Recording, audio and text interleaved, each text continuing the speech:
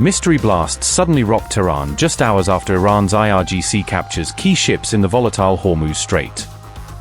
Are desperate Trump and Bibi already shattering the truce only a day after Trump extended it indefinitely?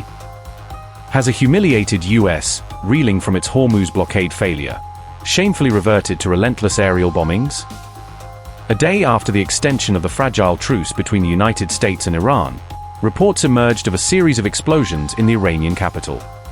Multiple blasts were heard in the early hours of April 23 across both eastern and western parts of Tehran, generating alarm among residents and drawing attention from local media. The incidents were first flagged by social media and messaging platforms, with viewers sending footage and texts to Iran International, which began compiling the accounts. Residents described hearing loud, repeated sounds around the beginning of the morning, suggesting a pattern of detonations. Several witnesses suggested the noises resembled the activation of air defense systems, pointing to the possibility that Tehran skies were being scanned for incoming threats. According to these accounts, the first explosions were reported around 2:50 a.m. local time, with a sequence of sounds continuing for several minutes. In eastern Tehran, residents in the Pardes area reported hearing the blasts, while in western Tehran, similar sounds rattled the Chitgar district. There was no immediate confirmation from Iranian authorities about the nature of the explosions, leaving the public reliant on open-source reports and speculation. The incident came at a moment when the fragile truce already appeared to be on the edge, amid ongoing U.S. and Iranian naval operations in the Strait of Hormuz and surrounding waters.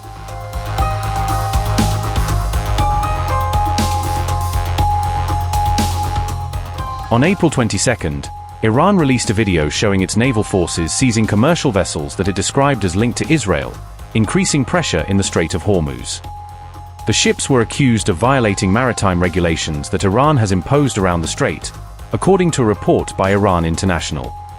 The footage was described as the first video of this kind of enforcement operation since the war began on February 28, giving viewers a rare glimpse of Iran's new blockade-style posture.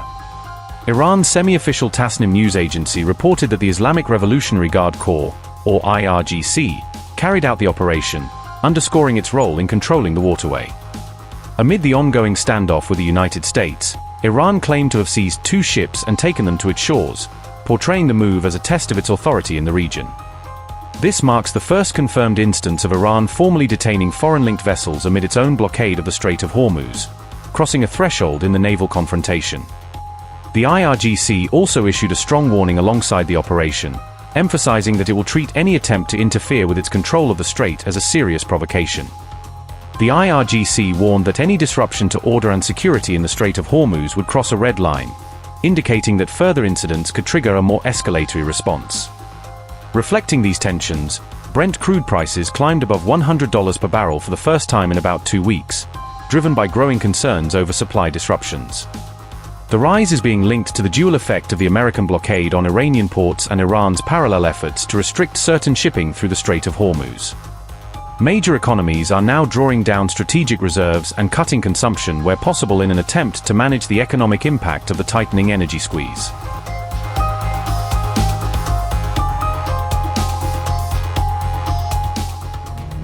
Iran's Islamic Revolutionary Guard Corps attacked a 3rd ship on April 22 in the Strait of Hormuz, Iranian media reported, escalating tensions in the strategic waterway. The attacked vessel was identified as the Euphoria, according to News, Fars, and Mehr, which all reported the IRGC strike on the ship. Iranian reports said the Euphoria had become stranded on the Iranian coast, without elaborating on the exact circumstances or damage. The IRGC also separately attacked and seized 2 other vessels, MSC Francesca and the Epaminondas, in the same area. The Guard said that the violating ships Epaminondas and the Israel-linked MSC Francesca had endangered maritime security in the Strait of Hormuz. According to the IRGC, both ships were operating without the necessary permits and had tampered with their navigation systems, which it described as a threat to navigational safety.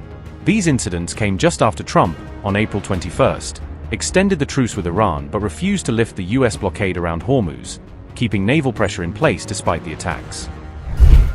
The first Iranian reaction on April 22 to the U.S. ceasefire extension was sharply critical, with Tehran signaling that it views the move as more tactical than substantive. A senior advisor to the Speaker of Iran's parliament issued an outright dismissal of the U.S. decision, arguing that Washington should not portray the extension as a diplomatic concession. Mahdi Mohammadi, an aide to Iran's lead negotiator in the Pakistan-mediated talks, publicly warned the US that the truce extension would not alter the underlying power dynamics. Mohammadi stated that the extension means nothing and stressed that it does not change the ground situation, where the US blockade on Iranian ports remains in place. Mahdi Mohammadi said, and I quote, "Trump's ceasefire extension means nothing. The losing side cannot dictate terms. The continuation of the siege is no different from bombardment and must be met with a military response. Moreover, Trump's ceasefire extension is certainly a ploy to buy time for a surprise strike. The time for Iran to take the initiative has come." Unquote. Additionally, Iran's ambassador to the United Nations, Amir Said Irvani, revealed Iran's core red line in an interview with the Tasnim news agency. Irvani said Iran is ready to negotiate, but only after the United States ends its naval blockade on Iranian ports, positioning the lifting of the siege as a necessary first step. He described the US blockade as a direct violation of the existing ceasefire agreement, framing it as an act of economic warfare rather than a legitimate enforcement measure. According to Irvani, Iran has already communicated this condition clearly to US officials through diplomatic channels, leaving no ambiguity about Tehran's minimum demand. The Iranian envoy hinted that once the blockade is fully lifted, talks could swiftly resume, possibly in a neutral venue such as Istanbul. Irvani also suggested there are signals that the United States might be considering some easing of the blockade.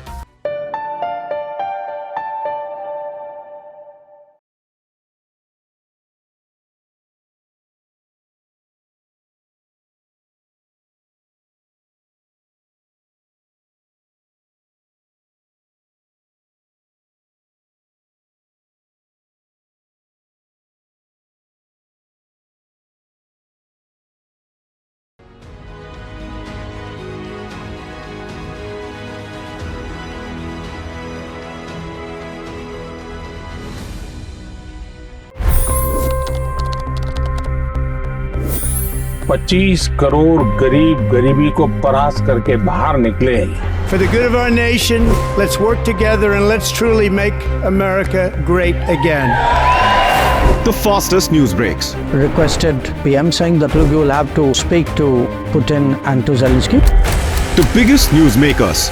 The relationship with India is probably the most important bilateral relationship the U.S. will have for the rest of this century. The capital delivered quite an election result today. Expert analysis. The million-dollar question today is how to stop this dance of death.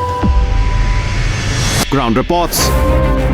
I'm standing at the crossroad of the Kumbh Mela. Behind me are more than 100 entry ghats. Long-form interviews. Exclusionary politics is reflected in Manipur case as well. You don't bother because this is a small state. Deep dive into burning issues. It's often said DRC could be the richest country in the whole world. It's because of what sits underneath. Why exactly did the US topple the Sheikh Hasina government? HT videos. We don't just break news, we break it down.